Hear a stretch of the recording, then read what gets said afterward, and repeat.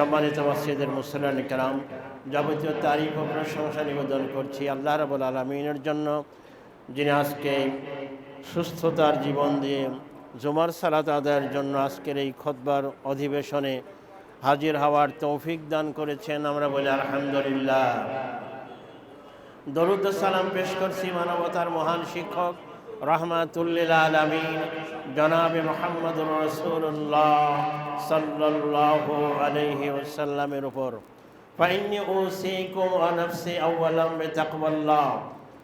খুতবার শুরুতে আমাকে এবং আপনাদেরকে আল্লাহ তাআলার ব্যাপারে তাকওয়ার নীতি অবলম্বন করার উপদেশ দিচ্ছি।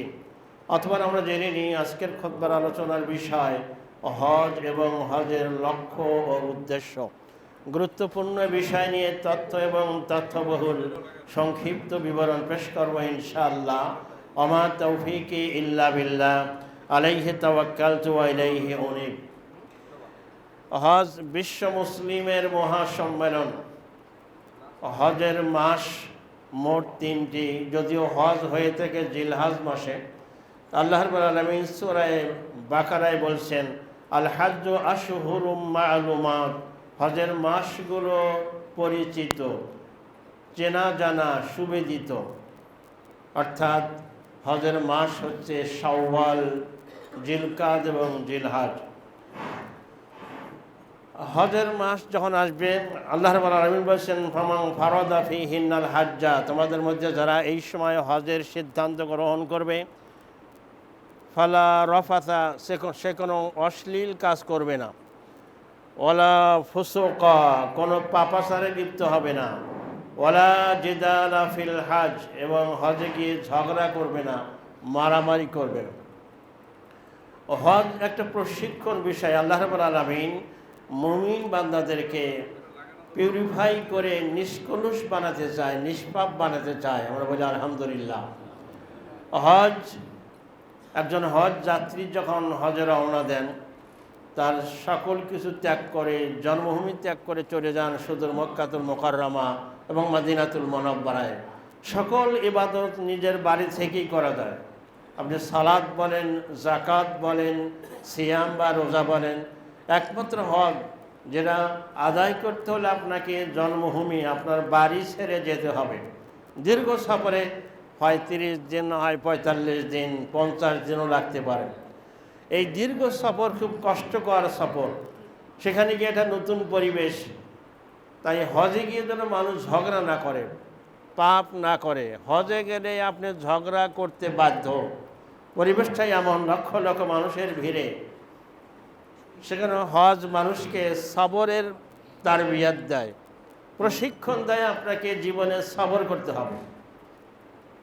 হজ মক্কাতুল মুকাররমা, খানায়ে কাবাকে কেন্দ্র করে আল্লাহ রাব্বুল আলামিন বলছেন, ইন্না আউওয়ালা বাইতিন বুদিআ লিন-নাস। পৃথিবীর মানব কুলের জন্য, গোটা মানব জাতির জন্য সর্বপ্রথম নির্মিত ঘর হচ্ছে আল্লাযী বিবাক্কাতা, যেটা অবস্থিত মক্কায়। মক্কার আরেক নাম হচ্ছে বাক্কা। সেই মক্কা এবং মক্কায় অবস্থিত ঘর খুবই বরকতপূর্ণ। ওয়া হুদাল লিল আলামিন, গোটা পৃথিবীর মানুষের জন্য এরা হচ্ছে হেদায়েতের জায়গা। আমরা বলি আলহামদুলিল্লাহ। হজ মানুষের জীবনে, মুমিনের জীবনে ফরজ হচ্ছে মাত্র একবার। কয়বার ফরজ? মাত্র একবার। কিন্তু হজের কথা আল্লাহ তাআলা কোরআনে কারিমে দীর্ঘ আলোচনা করেছেন। কখনো খানায়ে কাবাকে নিয়ে, কখনো হজকে নিয়ে। হজের আলোচনা এসেছে বিস্তারিত সূরা আল বাকারায়, সূরা আলে ইমরান, সূরা আল মায়েদা, সূরাতুত তাওবা এবং সূরাতুল হজ। ইসলামের 5টা রুকনের মধ্যে অন্যতম হজ। হজের নামে পবিত্র কোরআনে কারিমে একটা পরিপূর্ণ সূরার আল্লাহ নামকরণ করেছেন, আলহামদুলিল্লাহ। ইসলামের 5টা বেনা, 5টা ভিত্তির আর কোনো বুনিয়াদের নামে সূরার নাম নাই, শুধু হজের নামে আছে। হজের মূল ফোকাস হচ্ছে তাওহীদ। হজের যে স্লোগান, তাওহীদ নির্ভর। কারণ পুরো ইসলামটাই হচ্ছে তাওহীদ নির্ভর। লাব্বাইক আল্লাহুম্মা লাব্বাইক, এর ভিতরে তাওহীদের ঘোষণা। হে আল্লাহ, আমি তোমার দরবারে হাজির। ইব্রাহিম আলাইহিস সালাম যখন খানায়ে কাবা নির্মাণ করলেন, ওয়াইজ ইয়ারফাউ ইব্রাহিমুল কওয়াইদা মিনাল বাইতি ওয়া ইসমাঈল, হে রাসূল আপনি স্মরণ করুন সেই সময়ের কথা যখন আবুল আম্বিয়া সকল নবীদের পিতা ইব্রাহিম আলাইহিস সালাম এবং তার ছেলে ইসমাইল দুজনে মিলে খানায় কাবা নির্মাণ করলেন, নির্মাণ শেষ করে দোয়া করলেন, রব্বানা তাকাব্বাল মিন্না ইন্নাকা আনতাস সামিউল আলিম। হে আমাদের রব, আমাদের পক্ষ থেকে এই খেদমতটুকু তুমি কবুল করে নাও। আমরা বলি আমিন। আল্লাহ রাব্বুল আলামিন কোরআনে কারিমে আরও বলছেন যে ইব্রাহিম আলাইহিস সালাম যখন খানায় কাবা নির্মাণ করলেন, এবার আল্লাহ তাআলা আদেশ করলেন, ওয়াত্তাহিরু বাইতিয়া লিত-তাইফিন। ইব্রাহিম, ঘর তো বানালা, এবার তুমি তোমার ছেলে দুজনে মিলে, তুমি আর তোমার ছেলে ইসমাইল দুজনে মিলে এই ঘরকে ঝাড়ু দাও, এই ঘরকে পবিত্র করো, মানুষের নাকের ময়লা পায়ের ময়লা পরিষ্কার করো, পরিচ্ছন্ন করো। ওয়াত্তাহিরু বাইতিয়া লিত-তাইফিন, তাওয়াফকারীদের জন্য, ওয়াল আকিফিন, ইতিকাফকারীদের জন্য, আর রুক্কাই সুজুদ, এবং রুকু আর সেজদাকারীদের জন্য। ইব্রাহিম আলাইহিস সালাম এই ঘর পরিষ্কার পরিচ্ছন্ন করলেন, ঝাড়ু দিলেন। আমাদের জাতীয় কবি তাই আবেগ সহকারে বলেছেন, মসজিদেরই ঝাড়ু বারদার হোক আমার ইহাদ। মসজিদকে ঝাড়ু দেওয়া অনেক ফজিলতপূর্ণ কাজ। মসজিদের খাদেম আছে থাই, মাঝে মধ্যে আপনি ঝাড়ু দিবেন, এটা অনেক ফজিলতপূর্ণ কাজ। মসজিদকে পরিচ্ছন্ন রাখতে বলা হয়েছে, মসজিদকে সুগন্ধময় করতে বলা হয়েছে। বলছিলাম, হজ প্রতিষ্ঠিত করা রাসূলের জীবনের অন্যতম লক্ষ্য ছিল। আর হজ প্রতিষ্ঠিত করা মানে পুরো ইসলামকে কায়েম করা, প্রতিষ্ঠিত করা। আর হজ প্রতিষ্ঠিত করতে হলে খানায় কাবার ভেতরে অবস্থিত মূর্তিগুলো অপসারণ করা আবশ্যক ছিল। কারণ সেই সময় খানায় কাবার ভিতরে বলা হয় 360 বা তার বেশি মূর্তি ছিল, এবং এটা বহু ধর্মের মূর্তি, একটা ধর্মেরই মূর্তি না। তাই খানায় কাবাকে বলা হয় বহুমাত্রিক ধার্মিকতার সমাহার। এখনও আমেরিকা এবং ইংল্যান্ডের কিছু বিমানবন্দর আছে, সেখানে ট্রানজিট যখন হয় প্লেনের 2 ঘন্টা 2.5 ঘন্টা দেরি হয়, সেখানে সর্বজন সব ধর্মের ধার্মিকতার জন্য একটা উপাসনালয় আছে, একটা রুম বেশ বড়। একদিকে মুসলমানদের কোরআনে কারিম আছে, ওযুর ব্যবস্থা আছে, নামাজ পড়তে পারবে। আর একদিকে খ্রিস্টানদের বাইবেল রয়েছে এবং তাদের ধর্মকর্ম তারা পালন করতে পারবে। তো সেই সময় খানায় কাবা ছিল বহু ধার্মিকতার সমাহার। সেখানে হোবল, যারা হোবলের পূজা করত তারা একদিকে অবস্থান নিয়েছিল, যারা লাত মানাতের পূজা করত তারা আর একদিকে। এভাবে অনেক ধার্মিক ছিল, অনেক ধর্মের লোকেরা ছিল মূর্তি পূজা করত। এখনও পৃথিবীতে আছে অনেক ধর্মের লোক যারা মুশরিক, যারা মূর্তিকে পূজা করে, নাউযুবিল্লাহ মিন যালিক। দেখবেন বৌদ্ধ মন্দির আছে, শুধু হিন্দুদেরই মন্দির নাই।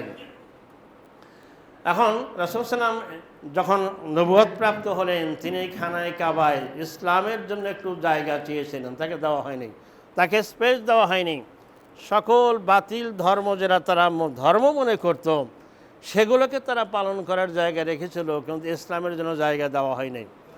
মুহাম্মদুর রাসূলুল্লাহ সাল্লাল্লাহু আলাইহি ওয়াসাল্লাম গোটা জাতির সামনে যখন ইসলামের দাওয়াত দিচ্ছিলেন, বিশেষ করে হজের ঘোষণা দিলেন। হজ ফরজ হওয়ার পরে হজকে আল্লাহ যখন ফরজ হিসেবে ঘোষণা করলেন, বলছিলাম হজ মুসলিমদের জীবনে মাত্র একবার ফরজ। তা আল্লাহ রাব্বুল আলামিন বলছেন, ও আযযিন ফিন্নাসি বিল হজ, ইব্রাহিম তুমি যেহেতু খানায় কাবা নির্মাণ করেছ, এটাকে পরিশুদ্ধ পরিচ্ছন্ন পবিত্র করেছ, এবার কাবায় তুমি হজের জন্য আজান দাও। ইব্রাহিম আলাইহিস সালাম বলছেন, ইয়া আল্লাহ, এখানে কোনো মানুষজন নাই, একটা জনমানব শূন্য প্রান্তর, আমি আজান দিলে, ঘোষণা দিলে কে শুনবে? আল্লাহ রাব্বুল আলামিন বললেন, আজান দেওয়ার দায়িত্ব তোমার, আরে তোমার ঘোষণার আওয়াজ মানুষের কানে পৌঁছাবার দায়িত্ব আমি আল্লাহ রাব্বুল আলামিনের। তিনি একটা পাথর উপর দাঁড়িয়ে ঘোষণা করলেন, ইন্নাল্লাহা ইত্তাখাযা বাইতান, আল্লাহ তাআলা তোমাদের জন্য একটা ঘর বানিয়েছেন, তোমরা সুতরাং এখানে হজ করতে আসো, আহ্বান করলেন। রাসূল সাল্লাল্লাহু আলাইহি ওয়াসাল্লাম একটা হাদিসে বলেন, সহিহ বুখারীর বর্ণনা, আমরা যখন আলমে আরব হয়েছিলাম, যে যেখানেই ছিলাম আমাদের সকলের কানে এই আওয়াজ পৌঁছে গিয়েছিল, আল্লাহর কুদরতে পৌঁছানো হয়েছিল। আমরা যেখানে আওয়াজ শুনে যারা লাব্বাইক বলেছিলাম, তারা জীবনে একবার না একবার হজে যাওয়ার সুযোগ পাবো ইনশাআল্লাহ। সম্মানিত মসজিদের মুসল্লিন কেরাম, বলছিলাম খানায়ে কাবাকে কেন্দ্র করে হজ যারা সম্পদশালী তাদের জন্য ফরজ। অনেক ইবাদত আছে যেটা মানুষ করতে পারে, কিন্তু হজ এমন একটা ইবাদত যেটা আদায় করার জন্য, ফরজ হওয়ার জন্য কমপক্ষে দুইটা শর্ত। এক হচ্ছে আর্থিক সচ্ছলতা থাকতে হবে, দ্বিতীয়ত হচ্ছে শারীরিকভাবে সক্ষম থাকতে হবে। একজন মিলিয়ন মিলিয়ন ডলারের মালিক, টাকার মালিক, কিন্তু শারীরিকভাবে অক্ষম, তার উপরে হজ ফরজ নয়। আবার কেউ অনেক সুঠাম দেহের অধিকারী, খুব শক্তিশালী, কিন্তু অর্থ সম্পদ নাই, তার উপরে আল্লাহ হজ ফরজ করেন নাই। শারীরিক এবং আর্থিকভাবে যারা সামর্থ্যবান তার জন্য আল্লাহ হজ করেছেন। ওয়ালিল্লাহি আলান নাসি হজ্জুল বাইতি মান ইসতাতা ইলাইহি সাবিলা, আল্লাহর জন্য হজ করা তাদের জন্য ফরজ যারা ওই ঘর পর্যন্ত যাওয়ার সক্ষমতা রাখে। আর হজ করতে হবে আল্লাহর জন্য। আল্লাহ রাব্বুল আলামিন অন্যত্র বলেন, আতিমুল হাজ্জা ওয়াল উমরাতা লিল্লাহ, তোমরা হজ সম্পন্ন করো আল্লাহর জন্য। হজ আর ওমরা শেষ করো, হজ আর ওমরা কমপ্লিট করো তোমরা আল্লাহর জন্য। এখন মানুষেরা আল্লাহর জন্য তো ইবাদত করে, কিন্তু হজের ব্যাপারে বারবার কোরআনে কারিম এবং রাসূল সাল্লাল্লাহু আলাইহি ওয়াসাল্লাম হাদিসে আল্লাহর জন্য হজ করতে বলেছেন। এর অর্থ কি? অনেকে হজ করে হাজি হওয়ার জন্য, নির্বাচন করবে সামনে, নামের আগে আলহাজ, তাকে নির্বাচনে বিজয়ী হওয়ার সম্ভাবনা বেশি। তো না, হজ করে সে নামের আগে আলহাজ কেন? হজ তো একটা ইবাদত, এটা তো কোনো পদবি নয়, এটা কোনো শিক্ষার ডিগ্রিও নয়, সুতরাং এটা একটা ইবাদত। তো আল্লাহ রাব্বুল আলামিন বলছেন, আতিমুল হাজ্জা ওয়াল উমরাতা লিল্লাহ, তোমরা হজ এবং ওমরা আল্লাহর জন্য সম্পন্ন করো। রাসূল সাল্লাল্লাহু আলাইহি ওয়াসাল্লাম সহিহ বুখারী বর্ণনা বলছেন, হযরত আবু হুরায়রা থেকে বর্ণিত হাদিস, মান হাজ্জা লিল্লাহ, যে ব্যক্তি হজ করলো আল্লাহর জন্য, আল্লাহকে খুশি করার জন্য, আর কোনো উদ্দেশ্য নয়। মান হাজ্জা লিল্লাহি ফালাম ইয়ারফাস, এবং হজে গিয়ে কোনো অশ্লীল কাজ করলো না। ওয়ালাম ইয়াফসুক, কোনো পাপাচারে লিপ্ত হলো না। রাজাআ কায়াউমিন ওয়ালাদাতহু উম্মুহু, তাহলে সে হজ থেকে ফিরে আসবে এমনভাবে যেদিন তার মা তাকে জন্ম দিয়েছিলেন। সুবহানাল্লাহ। নবজাতক সদ্য প্রসূত শিশুর মতো সে নিষ্পাপ হয়ে যায়। আল্লাহু আকবার। শর্ত হচ্ছে হজ্জে মাবরুর হতে হবে। আর হজ্জে মাবরুর অর্থ হচ্ছে পরোপকারম এবং কল্যাণময় হজ, নেককারময় হজ। হজে গিয়ে বারবার বেশি থেকে বেশি ইবাদত করা, লাব্বাইক আল্লাহুম্মা লাব্বাইক বলা, আল্লাহর জিকির করা। মুমিনদের জন্য সফরের সময়, জাগতিক সফর যদি হয়, সেখানে ফরজ নামাজ সহ কিছু কসর করার সুযোগ আছে। কিন্তু হজের সফরটাই যেহেতু ইবাদতের জন্য মানুষ যায়, তাহলে আমাদের একটা মত হচ্ছে এখানে কসর এবং নফল নিয়ে বিতর্কের কিছু নাই। ফরজ তো জামাতের সাথেই পড়বেন, আর সুন্নাত নফলও তারা পড়তে পারবেন। বিশেষ করে তাহাজ্জুদ পড়তে পারবেন, ফজরের সুন্নাত পড়তে পারবেন। এবং আমাদের একটা মত হচ্ছে জোহরের আগে পরের সুন্নাতও তিনি পড়তে পারবেন, যদি সফরটাই হচ্ছে ইবাদতের সফর, যাচ্ছেই তিনি ইবাদতের জন্য, যত বেশি থেকে ইবাদত করা। কিন্তু আজকে গত বছরই তো দেখলাম যে প্রায় কত লক্ষ জিবি ইন্টারনেট ব্যবহৃত হয়েছে আরাফাতের ময়দানে। মানে মানুষ আরাফার ময়দানে দীর্ঘ সময় তো কিসের আল্লাহর জিকির করা, টেলিফোনে ফেসবুক চালাচ্ছে অথবা কথা বলতেছে না। হজের উদ্দেশ্য তবে আল্লাহর জিকির। বারবার যত বেশি থেকে বেশি লাব্বাইক আল্লাহুম্মা লাব্বাইক, লাব্বাইক লা শারীকা লাব্বাইক, ইন্নাল হামদা ওয়ান নি'মাতা লাকা ওয়াল মুলক লা শারীকা লাকা লাব্বাইক। এরপরে আরাফাতের সর্বশেষ দোয়া হচ্ছে লা ইলাহা ইল্লাল্লাহু ওয়াহদাহু লা শারীকা লাহু লাহুল মুলক ওয়া লাহুল হামদ ওয়া হুয়া আলা কুল্লি শাইইন কাদির। আর এক হাদিসে আসছে এরকম, লা ইলাহা ইল্লাল্লাহু ওয়াহদাহু লা শারীকা লাহু লাহুল মুলক ওয়া লাহুল হামদ ইউহয়ি ওয়া ইউমীত ওয়া হুয়া আলা কুল্লি শাইইন কাদির। বেশি থেকে বেশি এই তাসবিহ তাহলিল করা, লাব্বাইকে বলা, আল্লাহর কাছে দোয়া করা। তো এই দোয়ার বিষয়টা আরাফাতের ময়দানে খয়রুদ দোয়ায়ে দোয়া ইয়াউমি আরাফা, রাসূল সাল্লাল্লাহু আলাইহি ওয়াসাল্লাম বলছেন সর্বশ্রেষ্ঠ দোয়া হচ্ছে আরাফা দিনের দোয়া। তাহলে হজের উদ্দেশ্য হচ্ছে হজের লক্ষ্যই হচ্ছে মানুষকে আল্লাহমুখী করা, দুনিয়ার এই দুনিয়াবি সকল ব্যস্ততা থেকে পৃথক হয়ে যাওয়া। অনেক মুসলমান যারা খুব ব্যস্ত, ব্যবসায়ী মানুষ, চাকরিজীবী, আসলে হজ তো ধনাঢ্য মানুষের জন্য ফরজ, যারা জীবনে এত অবসর কখনো পায় নাই, হজের এই দীর্ঘ সময় এত অবসর পেয়ে তারা অনেকে বিরক্ত হয়ে যান। তারা এটাকে সহজভাবে মেনে নিতে পারেন না, বলে আমার এখানে ভালো লাগছে না, আমি এগুলো বিশ্বাস করি না, বলেন নাউযুবিল্লাহ। কারণ মানুষকে আল্লাহমুখী হতে হবে, মানুষকে চলে যেতে হবে দুনিয়া ছেড়ে। আমাদের দেশে মুসলমানগণ যখন ফরজ নামাজ হয়ে যায়, এই যে আরাফার ময়দানের দোয়া যেটা, এটা কিন্তু ফরজ নামাজের পরেরও দোয়া। রাসূল প্রত্যেক ফরজ নামাজের পরে লা ইলাহা ইল্লাল্লাহু ওয়াহদাহু লা শারীকা লাহু লাহুল মুলক ওয়া লাহুল হামদ ওয়া হুয়া আলা কুল্লি শাইইন কাদির, এটা পড়তেন। এরপরে 33 বার সুবহানাল্লাহ, 33 বার আলহামদুলিল্লাহ, 33 বার আল্লাহু আকবার, কোনো কোনো হাদিস আসছে 34 বার আল্লাহু আকবার। এরপরে আয়াতুল কুরসি, সূরা ইখলাস, সূরা ফালাক, সূরা নাস, এগুলো পড়ে তারপর সুন্নাতের জন্য দাঁড়িয়ে যেতেন। তো আমাদের বাংলাদেশের বেশিরভাগ মসজিদগুলোতে অবস্থা কি, ইমাম সাহেব সালাম ফিরালো, আসসালামু আলাইকুম ওয়া রাহমাতুল্লাহ, আসসালামু আলাইকুম ওয়া রাহমাতুল্লাহ, আল্লাহুম্মা আমিন বিরহমাতিকা ইয়া আরহামার রাহিমিন।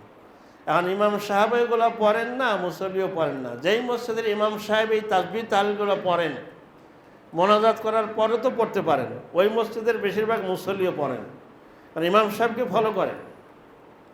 সেজন্য আরাফাত দিবসের দোয়াটা আপনারা পড়বেন, বিশেষ করে আজকে জুমার নামাজের পরে। যারা একান্ত অনেকে আসেন না, অপারেশন থিয়েটার থেকে নামাজ পড়তে আসেন, তাদের কথা তো ভিন্ন, তারা যেই তাসবিহগুলো পড়তে যাবেন। বাকিরা পরে ফরজ নামাজের পরে এই দোয়া পড়বেন, আল্লাহুম্মা আনতাস সালাম ওয়া মিনকাস সালাম তাবারাকতা ইয়া যাল জালালি ওয়াল ইকরাম, লা ইলাহা ইল্লাল্লাহু ওয়াহদাহু লা শারীকা লাহু লাহুল মুলকু ওয়া লাহুল হামদ ওয়া হুয়া আলা কুল্লি শাইইন কাদির। আল্লাহুম্মা লা মানিআ লিমা আতাইতা ওয়া লা মু'তিয়া লিমা মানা'তা ওয়া লা ইয়ানফাউ যাল জাদ্দি মিনকাল জাদ। আল্লাহুম্মা আইন্নি আলা যিকরিকা ওয়া শুকরিকা ওয়া হুসনি ইবাদাতিক। রাসূল সাল্লাল্লাহু আলাইহি ওয়াসাল্লাম বলছেন একটা হাদিসে, তোমাদের মধ্যে সর্বোত্তম সেই ব্যক্তি যে মৃত্যুর সময় তার জিহ্বাটা আল্লাহর জিকিরে ভেজা থাকে, আর্দ্র থাকে। সেজন্য আল্লাহর জিকির ফরজ নামাজের পরে জিকিরগুলো আমাদের করা উচিত, অবহেলা করা উচিত নয়। আমাদের নামাজে এবং হজের ক্ষেত্রেও অনেক মুসলমান বলে এরা তার ফরজ না, এরা তো আর ওয়াজিব না, এরা তো সুন্নাত। এজন্য হযরত আব্দুল্লাহ ইবনে আব্বাস রাদিয়াল্লাহু তাআলা আনহু হাদিসে বলেছেন, হাজ্জু কামা হাজ্জান নবী সাল্লাল্লাহু আলাইহি ওয়াসাল্লাম, তোমরা হজ করো সেইভাবে যেভাবে নবী মুহাম্মদ সাল্লাল্লাহু আলাইহি ওয়াসাল্লাম হজ করেছেন। ওয়ালা তাকুলু, আর এই কথা বলো না যে হাদা ফারদুন, এটা হলো ফরজ, ও হাদিহি সুন্নাহ, আর এটা হচ্ছে সুন্নাহ। কারণ অনেক বিষয় আছে যেটা আমরা সুন্নাহ মনে করি, অন্য মাযহাবে সেটা কিন্তু ওয়াজিব। আমরা যেটাকে সুন্নাহ মনে করি কোনো মাযহাবে সেটা ফরজ। সেজন্য কোনো আমলকেই ছোট বলতে নাই, ছোট করে দেখতে নাই। সকল সুন্নাত নফল আমলকে রাসূল সাল্লামের সুন্নাহগুলোকে আমাদের আমল করা উচিত। আল্লাহ তৌফিক দান করুক, আমরা বলি আমিন। রাসূল সাল্লামের সুন্নাত হচ্ছে আমাদের জীবনের ভীষণ, একজন মুমিনের জীবনের সবচাইতে সৌন্দর্য সুন্নাতের ভেষজ। সুন্নাতের বাইরে আমল করা যাবে না। আমাদের আমল হবে, ইবাদত হবে সুন্নাতের আলোকে, আর আমাদের আকীদা হবে শিরকের বিরুদ্ধে, তাওহীদ ভিত্তিক। বলছিলাম যারা হজের মূল ফোকাস হচ্ছে তাওহীদকে প্রতিষ্ঠিত করা। এবং আমরা জানি যে বিদায় হজের দিন আরাফাতের ময়দানে মুহাম্মদুর রাসূলুল্লাহ সাল্লাল্লাহু আলাইহি ওয়াসাল্লামের উপরে আয়াত নাযিল হয়েছিল, আল ইয়াউমা আকমালতু লাকুম দীনাকুম ওয়া আতমামতু আলাইকুম নি'মাতি ওয়া রাদিতু লাকুমুল ইসলাম দীনা। আজকে আমি তোমাদের জন্য তোমাদের দ্বীনকে কমপ্লিট, পরিপূর্ণ করে দিলাম। Islam is complete code of life, এবং তোমাদের উপরে আমার নিয়ামত সমূহকে সম্পন্ন করলাম, আর ইসলামকে তোমাদের জীবন ব্যবস্থা হিসেবে আমি মনোনীত করলাম। আলহামদুলিল্লাহ। নবী মুহাম্মদ সাল্লাল্লাহু আলাইহি ওয়াসাল্লামকে ইহুদিরা বলতেছিল যে তোমরা তোমাদের আজকে তোমাদের জন্য যে আয়াত নাজিল হয়েছে, আমাদের জন্য যদি কোনো দিনে এরকম একটা আয়াত নাজিল হতো, আমরা ওই দিনটাকে ঈদ হিসেবে গ্রহণ করতাম। নবী মুহাম্মদ সাল্লাল্লাহু আলাইহি ওয়াসাল্লাম বললেন, এটা তো আমাদের জন্য ঈদের দিন। বলেন আলহামদুলিল্লাহ।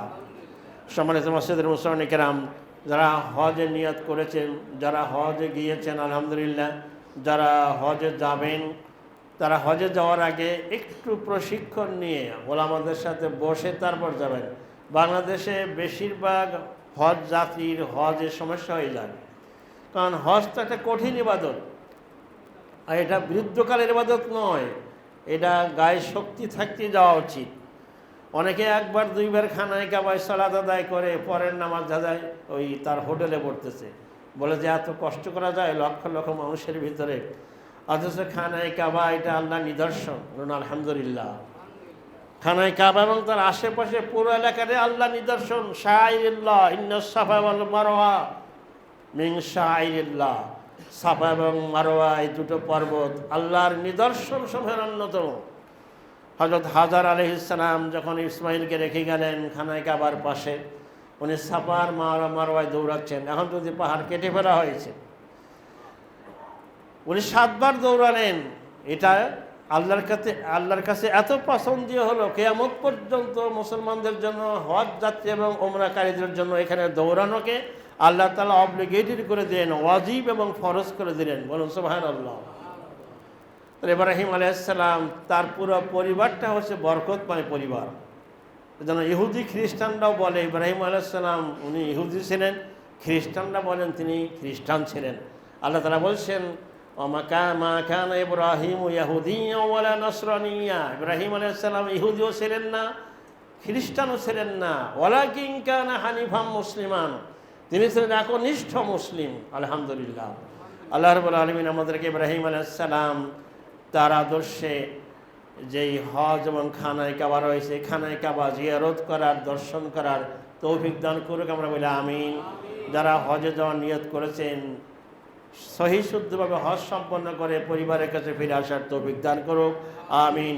বারাকাল্লাহু লানা ওয়া লাকুম ফিল কুরআনিল আযীম ওয়া নাফা'নি ওয়া ইয়্যাকুম বিমা ফীহি মিনাল আয়াতি ওয়ায যিকরিল হাকীম। আকুলু কওলি হাযা আস্তাগফিরুল্লাহ লি ওয়া লাকুম ওয়া লিসাইরিল মুসলিমিনা মিন কুল্লি যাম ফাস্তাগফিরুহু ওয়া তুবু ইলাইহি ইন্নাহু হুয়াল গফুরুর